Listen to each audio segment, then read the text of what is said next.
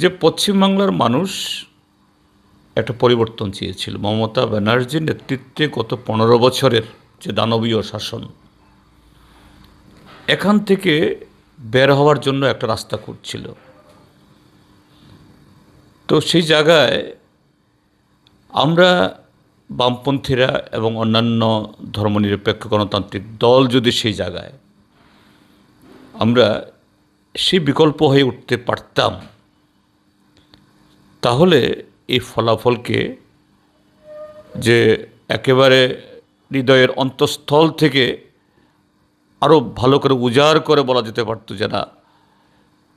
যে মমতা ব্যানার্জির বিদায় ঘণ্টা যেমন বাজানো গেছে এবং সত্যিকারের পরিবর্তন স্থাপিত করা হয়েছে, কিন্তু আমরা সেই ক্ষেত্রেতে সফলকাম হতে পারিনি।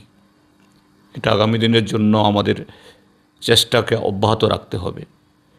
সেই জায়গায় আরেকটা দল, ভারতীয় জনতা পার্টি, শুধু বিজয়ী না, বিপুল ভোটে বিপুল আসন নিয়ে ক্ষমতা এসছে।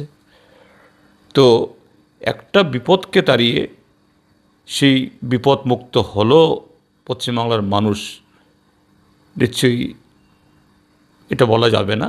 কারণ ত্রিপুরার অভিজ্ঞতাতেই কথাটা বলছি আমরা। ত্রিপুরার যে প্রতিনিয়ত আমরা যে এখানকার মানুষ যে ধরনের অগণতান্ত্রিক, অসাংবিধানিক এবং আরও নানাভাবে এখানে এটা আমাদের সহ্য করতে হচ্ছে, পশ্চিমবাংলার মানুষ একটা আপদ তাড়াতে গিয়ে আরও কত বড় বিপদকে তারা আনলো, এটা সময়ই বলবে। এটুকুই প্রাথমিকভাবে আমি বলবো।